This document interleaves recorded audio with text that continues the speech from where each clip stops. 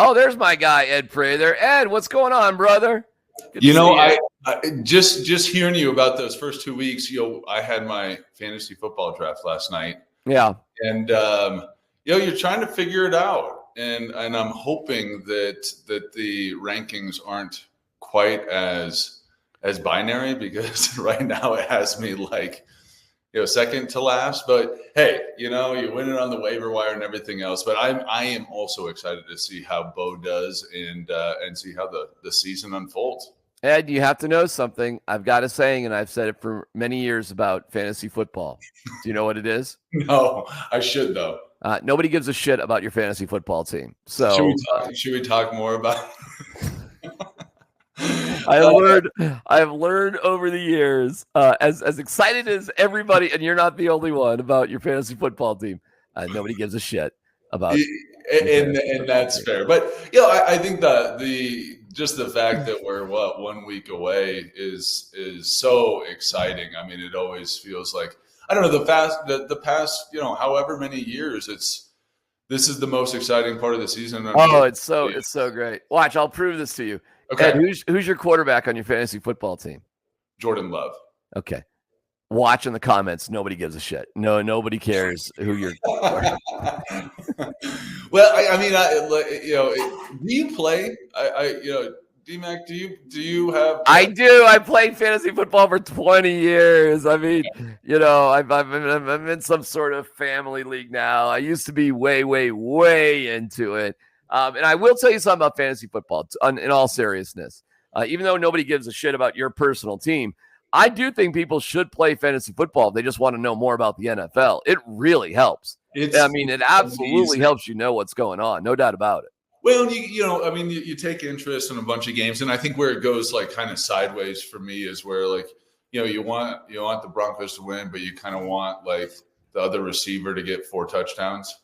It's just kind of this funky thing. But yeah, I saw you, and you probably saw it. I think it came out yesterday on ESPN, sort of like the simulator for the season. And I mean, who cares about that either? No, I'm curious. What'd you see? I mean, I am curious about that. What'd you see? It has the Jets winning their division. It has the Chiefs having the best record out of everybody. I think at 13-4.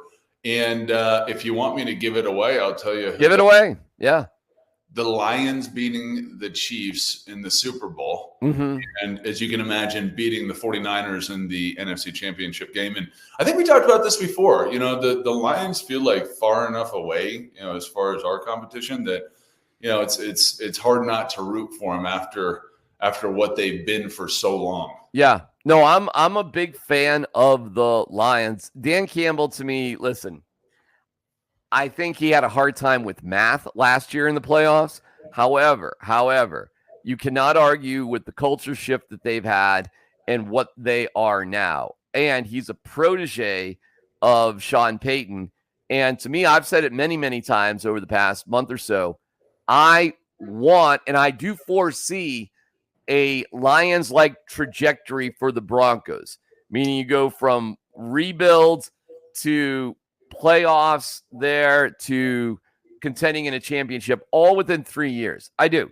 Well, that's what you've been saying, and it sounds to me like, hey, let's figure out who we are. But you would have, bigger expectations next year, that we would be competitive. And then year 3 of Bo Nix, that we would be real competitive. And hopefully that goes faster than expected. Yeah, I think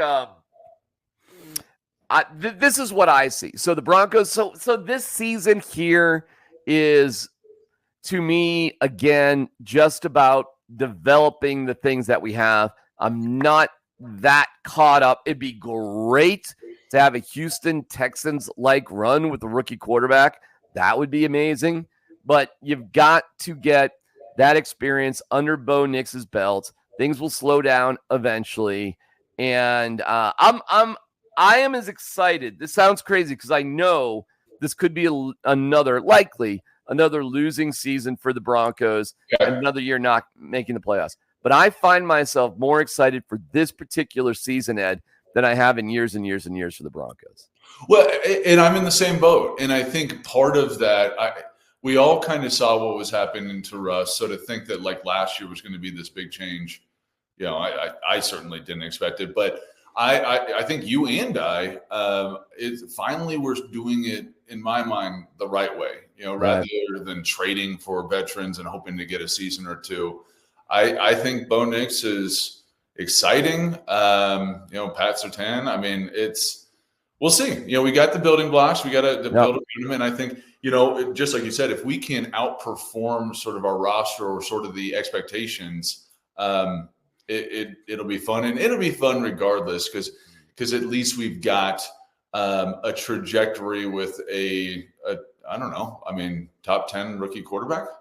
So I like to think so. I hope he's a contender for Rookie of the Year, and if he plays, I mean, certainly if they get to the playoffs, and you have Caleb Williams as well, Jaden Daniels. I'm curious about Drake May's not even a starter, so I don't know about him.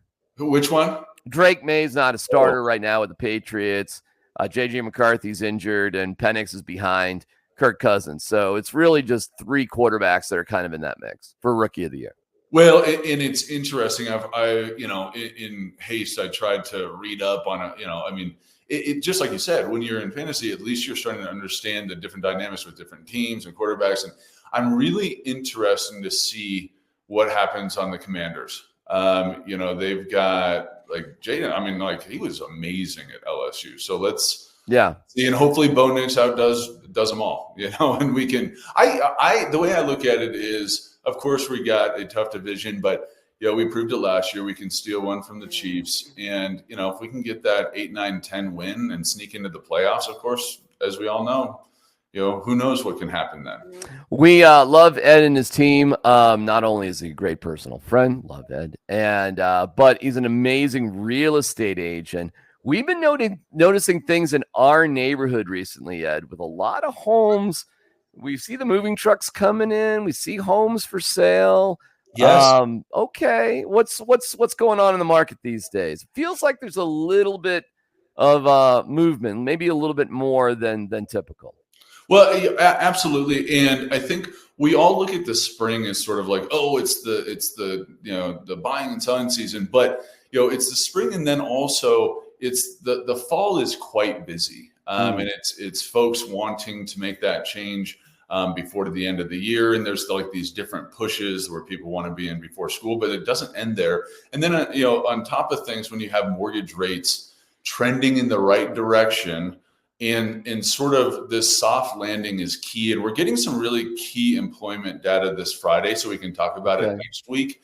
But we've seen a lot of activity, and just meaning more properties for sale, but also a lot more absorption, meaning buyers are less concerned, about the future and making moves, setting up showings and making offers. And we talked about it a few weeks ago. We have seen the NAR changes come into effect as of mid-August, and that's changing things. And I think absolutely for the best. And the big takeaway here is there's a whole bunch more transparency around compensation. So it's being negotiated through the purchase agreement. And I don't want to get too far in the weeds here, but it's interesting. And if you have any questions or if I can help out there, just let me know, because over the last couple of weeks we're in the thick of it, but it appears that folks are thinking or wondering, oh, do I have to pay an agent? And it's always been negotiable. I mean, it has absolutely always been negotiable, but now the buyer agent, the folks that are representing the buyer, that co-op commission is being negotiated on that purchase agreement. And so if nothing else, it's just much more transparent. And obviously